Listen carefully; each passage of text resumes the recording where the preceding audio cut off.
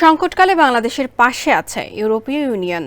বুধবার বিকেলে পররাষ্ট্র মন্ত্রণালয়ে অন্তর্বর্তী সরকারের উপদেষ্টা তৌহিদ হোসেনের সঙ্গে সৌজন্য সাক্ষাৎ শেষে সাংবাদিকদের একথা জানিয়েছেন ঢাকায় নিযুক্ত ইইউ এর ভারপ্রাপ্ত রাষ্ট্রদূত বার্ন্ড স্প্যানিয়ার। স্প্যানিয়ার বলেন, অন্তর্বর্তীকালীন সরকারের সঙ্গে ইউরোপের বন্ধুত্ব অটুট থাকবে।